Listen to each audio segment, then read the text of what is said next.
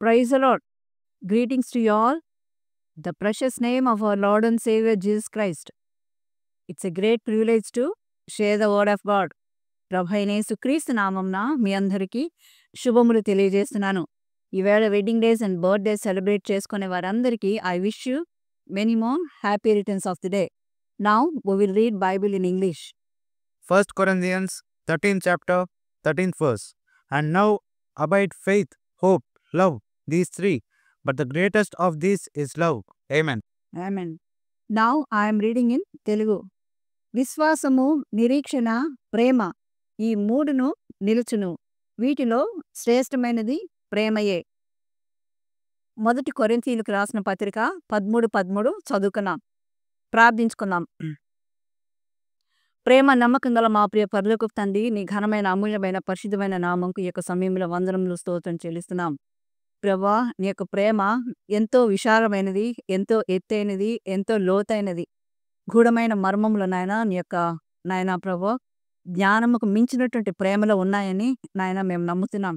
నీ యొక్క వాక్యము బయలువెళ్ళుచుండగా నాయన నీ యొక్క ప్రేమతో ప్రతి ఒక్కరిని మీరు ఆదరించి ఓదార్చి వారి జీవితంలో నమ్మకం కలుగజేయమని యేసయ్య అత్యున్నతమైన నామమున అడుగుచున్నాం తండ్రి. ఆమేన్. ఇక్కడ మనం చూసినట్లయితే అపోస్తలుడైన పౌలు గారు ఈ యొక్క మాటలు రాస్తున్నారనమాట. అనగా విశ్వాసము, నిరీక్షణ, ప్రేమ ఈ మూడును నిలుచును. వీటిలో శ్రేష్టమైనది ప్రేమ అని అతడు చెప్తున్నాడు. ఇంతవరకు మనం ఇంగ్లీష్లో కూడా చదువుకున్నాం. Faith, hope, love, but the greatest of these is love. అనగా ప్రేమ అన్నిటిలో కూడా శ్రేష్టమైనది. ఈ యొక్క ప్రేమతో మనం సమస్తాన్ని జయించగలం. అనగా యేసు ప్రభు ప్రేమతోనే మనందరినీ కూడా ఆయన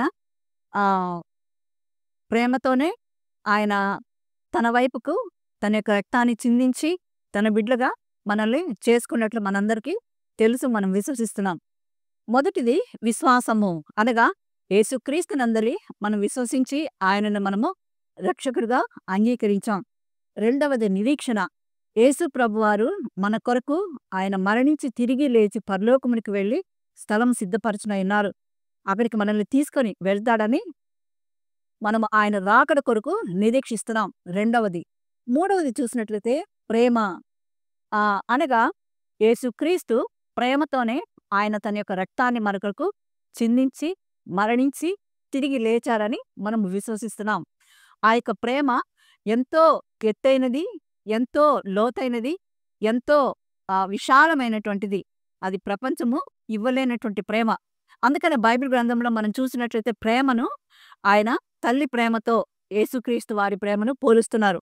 ఇక్కడ పైన మనము కొన్ని విషయాలు మనం చూసినట్లయితే కొరింథీయులకు రాసినటువంటి పత్రిక 13వ అధ్యాయములో మనం చూసినట్లయితే 4వ వచనంలో ప్రేమ దీర్ఘకాలము సహించును. ఇది నిజమైన ప్రేమ. లోకంలో ఇప్పుడు మనం చూసినట్లయితే నిజమైన ప్రేమ చాలా అరుదు. అది ఒక పేరెంట్స్ దగ్గర లేకపోతే ఒక తల్లి దగ్గర మాత్రమే ఈ రోజుల్లో మనకు దొరుకుతున్నది. ప్రేమ ఎటువంటిదంటే అది దీర్ఘకాలము ఎప్పటికీ నిలిచి ఉంటుంది అనమాట. దీర్ఘకాలము సహించును. ఆమెన్.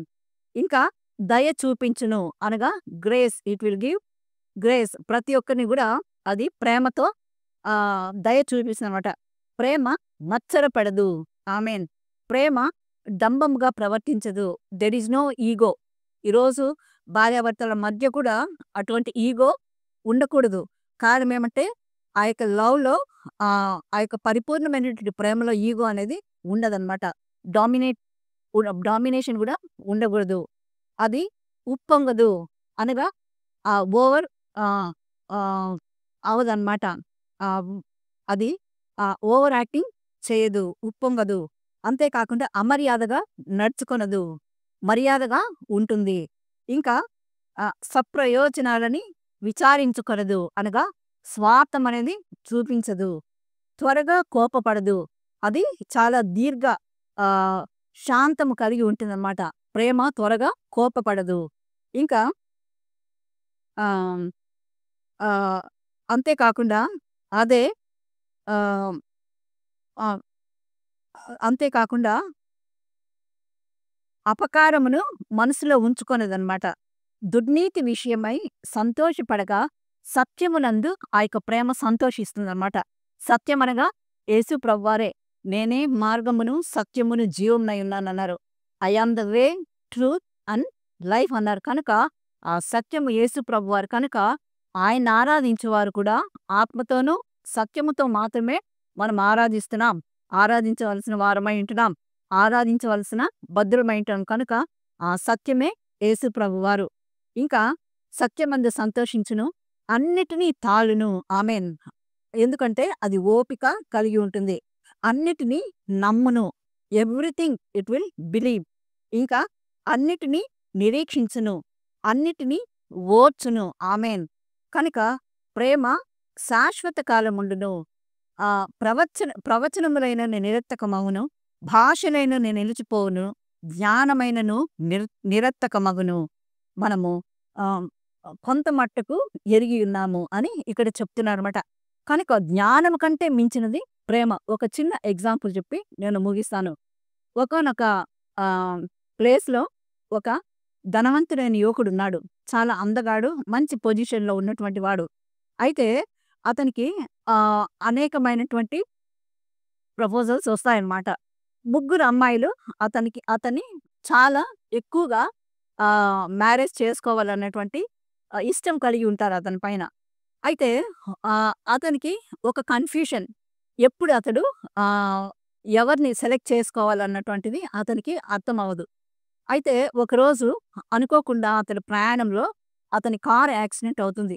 అయినప్పుడు అతనికి 2 కళ్ళు కూడా కనిపించవు. అప్పుడు అతడు హాస్పిటల్‌లో అడ్మిట్ అవుతాడు. అప్పుడు ఒక ఆవిడ వస్తుందన్నమాట. మొదటిగా అతన్ని ప్రేమించినటువంటి వ్యక్తి వచ్చి అతన్ని చూస్తుంది. అతనున్న పొజిషన్‌లో చూసి, "ఈ సిట్యుయేషన్‌లో I cannot continue with you. I cannot live with you" అని అతన్ని అవాయిడ్ చేసి వెళ్ళిపోతుందన్నమాట. సరే, ఇంకొక ఆవిడ వస్తుంది. సెకండ్ ఒక వుమెన్. ఆమె వచ్చి అతన్ని చెప్తుందన్నమాట. "నేను ఐయామ్ సో యంగ్ కాబట్టి ఐ హావ్ ఫ్యూచర్ అహెడ్. కాబట్టి నేను నీతో కలిసి ఈ యొక్క లైఫ్ నేను లీడ్ చేయలేను" అని వెళ్ళిపోతుంది. తర్వాత మూడవ వ్యక్తి వస్తుంది, వుమెన్. వచ్చినప్పుడు అతన్ని చూసి "ఐ యాక్సెప్ట్ యూ" అని అతన్ని కన్నీళ్లతో ఆమె యాక్సెప్ట్ చేసినప్పుడు అతడు మనము వి విల్ గెట్ మ్యారీ అని చెప్తాడనమాట. అప్పుడు ఆ యొక్క వెడ్డింగ్ చర్చ్‌లోకి వాళ్ళు వెళ్ళినప్పుడు ఆమెకు ఆశ్చర్యం అవుతుంది. కారణం ఏమంటే హి ఈజ్ నాట్ బ్లైండ్. ఆయన చూడగలుగుతున్నాడు. చక్కగా ఆయన ఉంటున్నాడు. అప్పుడు ఈవిడ అడిగినప్పుడు అతను అన్నాడు, "మీ ముగ్గురు నన్ను ఎంతగానో ప్రేమించారు కాబట్టి మీలో ఎవరిది నిజమైన ప్రేమ అని కనుక్కోవడానికి ఈ విధంగా మీకు టెస్ట్ పెట్టినాను. యు ఓన్ లేక యు విన్" అని అతడు చెప్తాడనమాట. ఆ యొక్క పరీక్షలో నీవు గెలిచావని. అంటే నిజమైనటువంటి ప్రేమ ఇంతవరకు మనం చూసుకున్నట్లు దీర్ఘకాలం ఉంటుంది. అంటే కొన్ని విషయాలలో చాలామంది చేసిన పొరపాటే మళ్ళీ మళ్ళీ చేస్తూ ఎదుటివారిని చాలా వాళ్ళు హింసకు గురి చేస్తూ ఉంటారు. మానసికంగా లేకపోతే ఒత్తిడికి. నేను అటువంటి వారి గురించి మాట్లాడలేదు. కానీ అయితే ఇక్కడ నిజమైన ప్రేమ గురించి మాట్లాడుతున్నారు.